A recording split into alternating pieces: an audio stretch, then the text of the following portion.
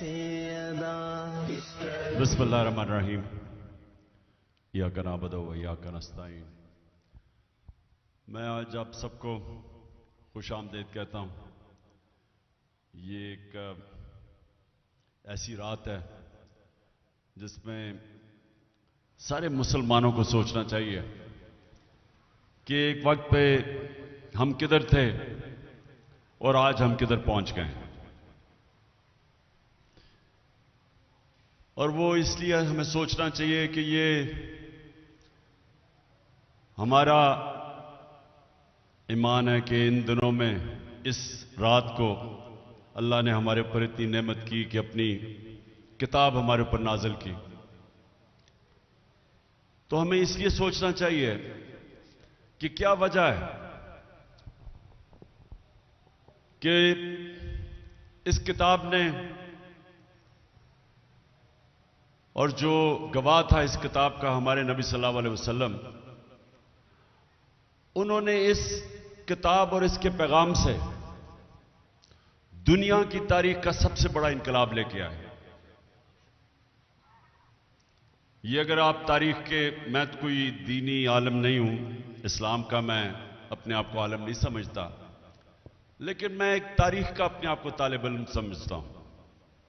تاریخ میں نے پڑھی ہوئی، تو میں نے ابھی تک کہیں بھی کسی وقت، کسی تاریخ کے اندر، کسی دور میں اس طرح کا انقلاب نہیں دیکھا جو کہ میرے نبی صلی اللہ علیہ وسلم مدینہ میں لے کے آئے۔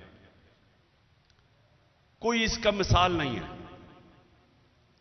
آپ اگر دین سے ہٹ کے صرف ایز اے ہسٹورین، تاریخ کا طالب علم اگر آپ صرف سٹڈی کریں تو یہ آپ کو کبھی بھی لاجک سے یہ آپ سمجھ ہی نہیں سکتے کہ وہ ہوا کیا۔ پھر سے میں کہتا ہوں، اس کی تاریخ میں کوئی مثال نہیں ہے، کیونکہ ایسا ہوا ہی نہیں کبھی۔ تو وہ جو چینج آیا تھا انسانوں میں لوگوں کو یہ بھی بتاتا ہوں، یہ لوگ، ہم جب بچپن میں پڑھتے تھے اپنی تاریخ تو ہمیں ایسے لگتا تھا کہ وہاں بڑی جنگیں ہوئیں اور بڑی پتہ نہیں کتنے لوگ شہید ہوئے اور دوسری طرف کتنے لوگ مارے گئے، اور پھر ایک تبدیلی آئی تھی۔ آپ سب کو حیرت ہوگی یہ سوچ کے کہ 622 اور 632 کے درمیان 10 سالوں میں، ان 10 سالوں میں جو ٹوٹل لوگ جنگوں میں مرے تھے دونوں طرف، وہ 12 یا 1300 تھے۔ 10 سال میں 12 یا 1300 لوگ مرے تھے، اور سارا عرب 10 سال کے بعد نبی صلی اللہ علیہ وسلم کے نیچے، اسلام کے نیچے آ گیا تھا۔ 1 لاکھ سے کلومیٹر، اسکوائر کلومیٹر زمین سب ان کے نیچے آ گئی تھی۔ تو یہ سمجھنے کی بات ہے کہ یہ کوئی تلوار کے زور سے دین نہیں پھیلا تھا۔ یہ جو تبدیلی آئی تھی کہ 10 سالوں میں وہ سارا عرب بھی ان کے نیچے آ گیا، اور خون بھی نہیں بہا۔ جس طرح جب منگولین نے، انہوں نے بھی فتح کی تھی ایک دفعہ دنیا، لیکن کروڑوں لوگوں کی جانیں لی انہوں نے اور خون کے دریا بہے۔ لیکن اس باری تو جس طرح میں نے کہا 12 سے 1300 ٹوٹل کیجولٹیز تھی، تو اصل میں ذہنی طور پہ فکری انقلاب تھا۔ انسان بدل گئے تھے۔ قرآن کی جو آیت ہے کہ میں کبھی کسی قوم کی حالت نہیں بدلتا جب تک وہ قوم خود اپنی حالت بدلنے کی کوشش نہ کرے۔ تو انسانوں نے اپنے آپ کو بدلا تھا، اور وہ پیغام تھا قرآن کے اندر، اور وہ نبی صلی اللہ علیہ وسلم وہ چلتے پھرتے قرآن تھے، اس لیے اللہ کا حکم تھا ان کی اس سنت پہ چلو، ان کی شریعہ پہ چلو۔ تو اس پیغام نے انسانوں کو بدل دیا، اور ان انسانوں نے دنیا کی امامت کی۔ یعنی یہ اگر آپ دیکھ لیں کہ 625 جنگ بدر اور 11 سال کے بعد یارمک کی جنگ، جدھر رومن ایمپائر یارمک میں ہارتا مسلمانوں سے، اور اس کے اگلے سال دوسرا سپر پاور پرشین ایمپائر وہ ان کے سامنے گھٹنے ٹیکتا ہے. 11 اور 12 سالوں جنگ بدر کے بعد 313 لڑنے والے, یہ کوئی سمجھا دے کہ یہ ہوا کیا. 11 اور 12 سالوں کے بعد دنیا کی 2 سپر پاورز ان کے سامنے گھٹنے ٹیک دیتی ہیں. تو وہ کیا چینج آئی تھی؟ مجھے افسوس سے کہنا پڑتا ہے, میں نے یہ کبھی, میں اتنے چھوٹا سا تھا جب میرے والد مجھے لے جاتے تھے جمعہ کے خطبے پہ, میں نے کبھی کسی کو یہ بتاتے نہیں سنا کہ یہ کیا ہوا تھا. اور میں نے اپنے اسکالرز جو ہیں, جو مسلمان اسکالرز ہیں, میں نے ان میں کبھی نہیں دیکھا کہ اس کے اوپر کوئی اس کو ریسرچ کرے کہ کیا چینج آیا تھا, یہ کیسے ہوا تھا. کیونکہ اس کی کوئی ایکسپلین بیان نہیں کر سکتا, کوئی نہیں بتا سکتا کہ یہ کیا ہوا تھا. اصل میں ہوا تھا, ایک پیغام آیا اور نبی صلی اللہ علیہ وسلم نے اس پیغام کے ذریعے انسانوں کو آزاد کر دیا. یہ یاد رکھیں کہ جو آزادی ہے, اللہ نے اپنی آزادی کے لڑنے کے لیے اس کو جہاد کہا ہے. اگر آپ اپنی آزادی کے اندر کی جنگ لڑتے ہوئے مرتے ہیں تو آپ شہید کا رتبہ دیا ہے. اور پیغمبروں کے بعد شہداء کا رتبہ ہے, اتنا بڑا رتبہ دیا ہے.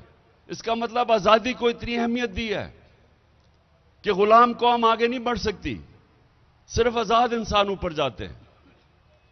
اور اصل میں لا الہ الا اللہ ادھر سے ہی آزادی شروع ہوتی ہے. جب آپ یہ بیان کرتے ہیں کہ اللہ تیرے سوا میں کسی کے سامنے نہیں جھکوں گا, تو یہ آپ کا آزادی کا سفر شروع ہو جاتا ہے.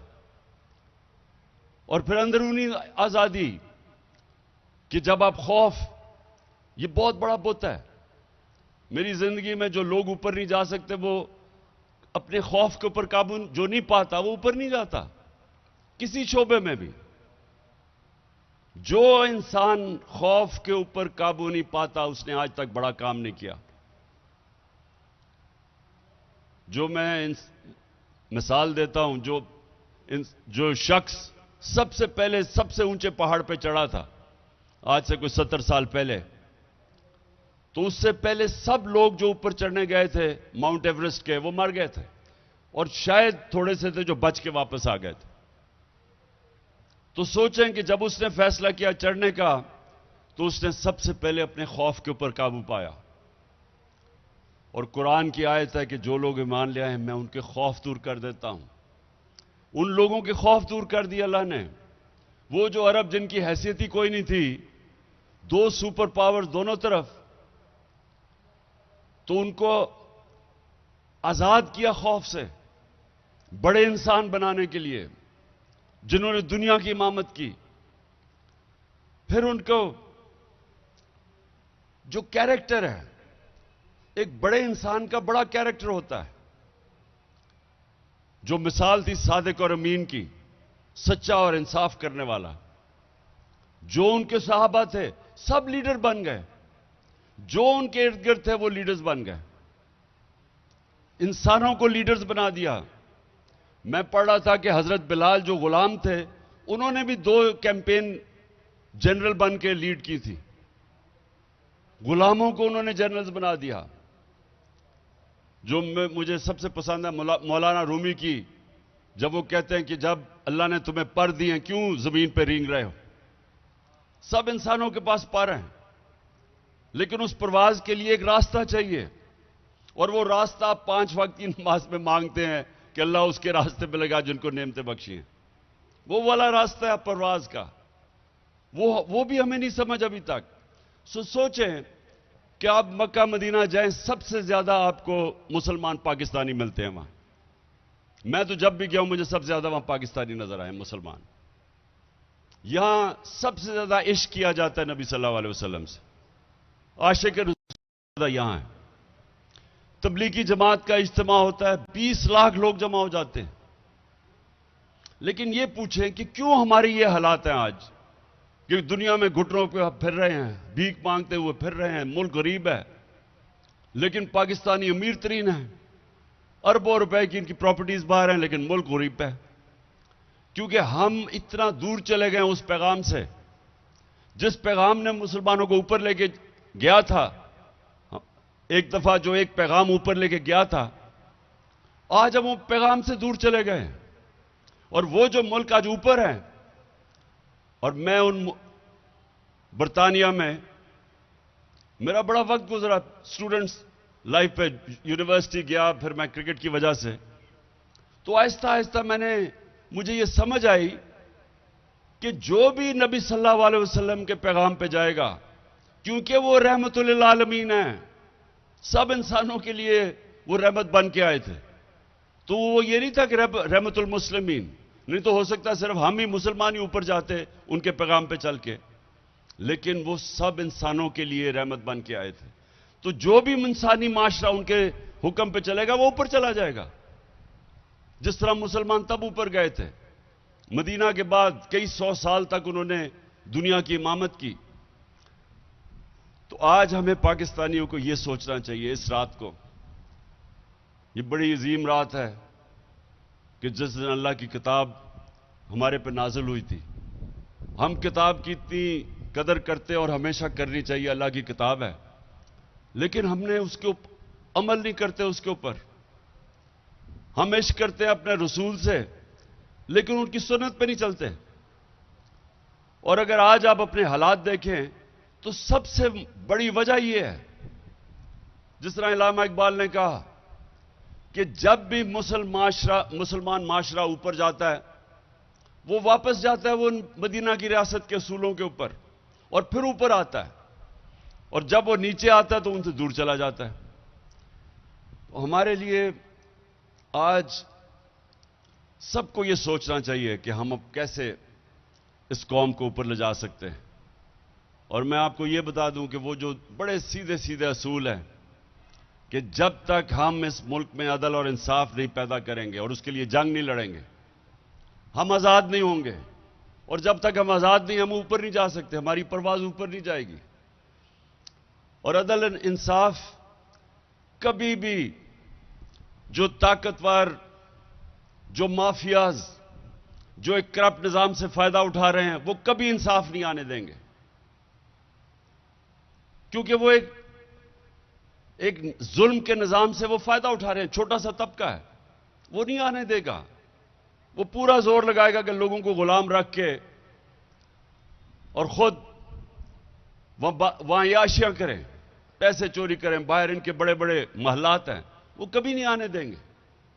اور یہ یاد رکھیں، آزادی اس لیے تو اللہ نے اتنا بڑا جو اپنی آزادی کے لیے لڑتا ہے یا غازی یا شہید کا رتبہ دیا ہے، کیونکہ غلام ہی بن سکتے ہیں، غلام کی پرواز کچھ نہیں ہوتی، غلام قومیں اوپر نہیں جا سکتی، صرف آزاد انسان اوپر جاتے ہیں، جو کہ اگر آپ غور کریں گے تو مدینہ کی ریاست میں آزاد ہوئے تھے انسان۔ عدل اور انصاف سب سے پہلے قائم کیا تھا، کوئی قانون کے اوپر نہیں، میری بیٹی بھی اگر جرم کرے گی سزا ملے گی۔ بڑی قومیں تمہارے سے پہلے تباہ ہوئی، جدھر طاقتور کے لیے ایک قانون، وہ چوری کرتا تھا اس کو پکڑتا نہیں تھی، اور صرف کمزور چوروں کو جیلوں میں ڈالا جاتا تھا، قومیں تباہ ہو جاتی تھی۔